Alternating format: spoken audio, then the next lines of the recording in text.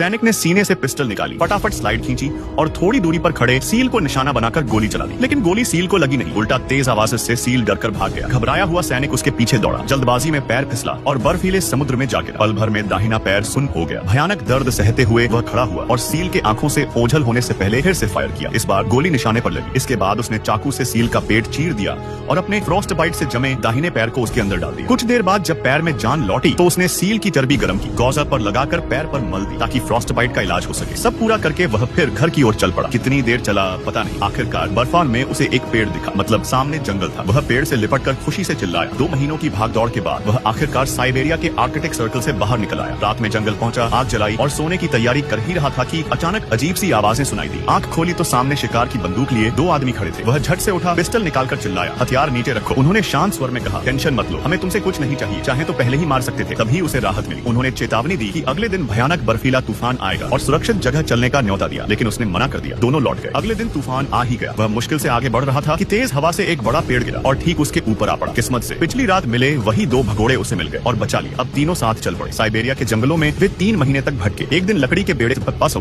नदी पार कर रहे थे। तब तक शुरुआती बसंत आ चुका था। अचानक पानी का बहाव तेज हो गया। मोटा आदमी फिसल कर गिरा, सिर पत्थर से टकराया। सैनिक तुरंत पानी में कूदा और उसे बचाकर किनारे ले आया, लेकिन दुबला आदमी उन्हें छोड़कर अकेले ही बेड़े पर सवार हुआ। सामान लेकर अस्थायी ठिकाने पहुंच गया। हाथ में मौजूद सोने को देखकर उसके चेहरे पर लालच भरी मुस्कान फैल गई। उसी वक्त मोटा आदमी वहां पहुंच गया और सवाल किया, मुझे क्यों छोड़ दिया? दुबले ने लापरवाही दिखाई। गुस्से में आकर मोटे ने पिस्टल से उसे गोली मार दी, फिर सामान समेटा और सैनिक के साथ आगे बढ़ गया। जल्द ही फिर सर्दी लौट आई। सैनिक ने देखा कि मोटा आदमी भारी बोझ के साथ बर्फ में मुश्किल से चल पा रहा है। उसने बोझ बांटने का सुझाव दिया, लेकिन मोटे को शक हुआ कि वह सोना हड़पना चाहता है। उसने पलटकर सैनिक को ढलान से नीचे धक्का दे दिया। वह बेहोश हो गया। जब होश आया तो सामने भेड़ियों का झुंड उसकी ओर बढ़ रहा था।